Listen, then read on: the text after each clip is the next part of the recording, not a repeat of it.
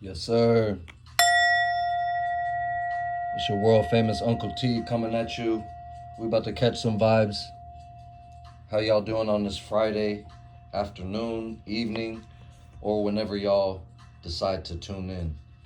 Again, man, holla at your boy, man. If you like these videos, if it resonates with you, things like that. I like to see the engagement and hear what's going down with y'all. What type of problems y'all working on? What type of rewards have you received? All those good things. You know what I'm saying? There's always the ups and downs, and that's where all this oracle and tarot comes through. Is it's basically these different archetypes and aspects within the human experience. So we here to share. We here to catch the vibes. It's your Uncle T. Sending much love. Let's see what we got here today. Okay, Ginkgo, Breakthrough. This is one of my favorite cards, so I'm trying to adjust it because of the lighting. But as you can see, first and foremost, it's coming off as like the ace, excuse me, the Ace of Swords vibes, right? We've got this hand coming through, holding this sword, the sword of truth, sword of power, the sword of breakthrough, right? Ginkgo, 39. So 9 plus 3 is an 11. Excuse my throat here. Is an 11, so it's an 11 number, a master number. So we've got this master number vibes. We've got the Ace of Swords vibes.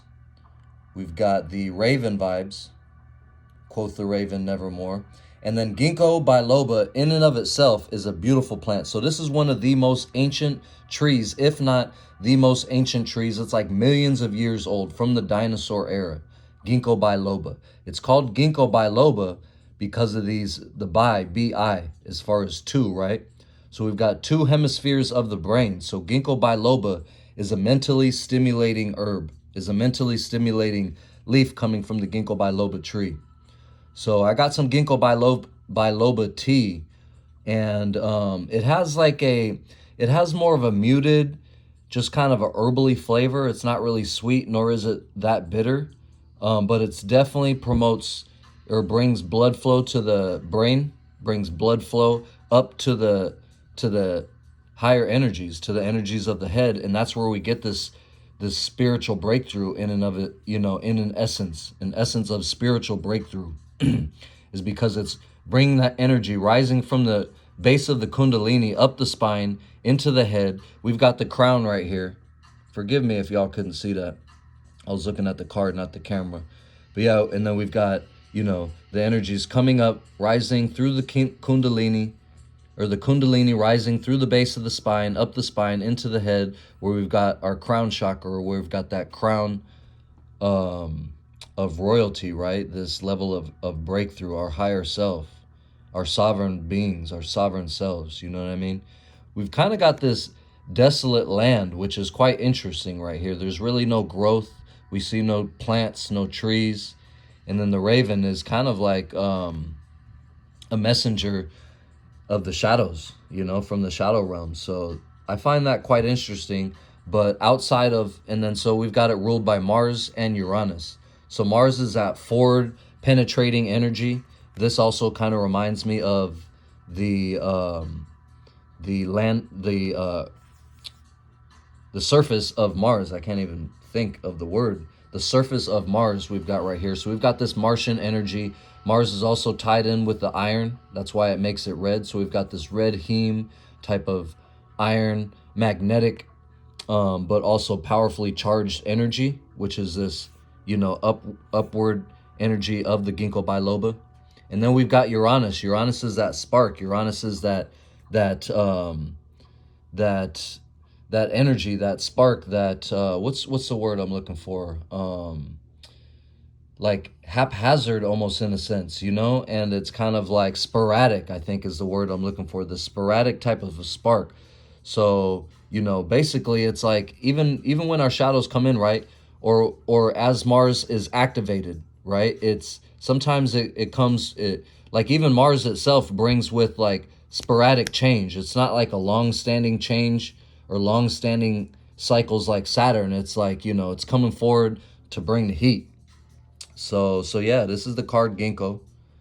Those are some of the messages coming through to me. Again, y'all really want to check out the card for yourself and intuit what this specifically means for you in your situation. We're all running on different timelines, and everybody's got their own thing going on. So that's what it is. But this, again, is a reading for the collective energies for this equinox coming up mañana. So blessed equinox to y'all, whether y'all are in the northern or southern hemisphere. I'm in the northern hemisphere, so I see everything from that perspective, you know, but I also really appreciate the perspectives of the southern hemisphere. So for my southern hemisphere followers moving into closer to summer and the longer days, I send a big shout out to y'all.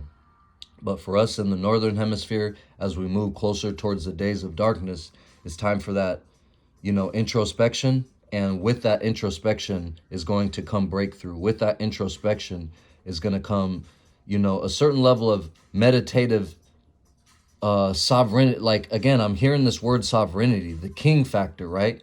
So meditating on your kingship or your queenship, meditating on your sovereign self is going to bring those breakthroughs that you're looking for, if that makes sense. Meditating on what it is you deserve, meditating on, you know, your inherent birthrights as a human being, as a sovereign being, as a spiritual being, right? So we're finding breakthrough in many different areas. I'm also looking at 1, 2, 3, 4, 5, 6. We've got 6 dots right here. You know, I don't know. It reminds me of the seven chakra system. You could probably find a 7th there at the bottom. But anyway, this is what I'm intuiting from the card.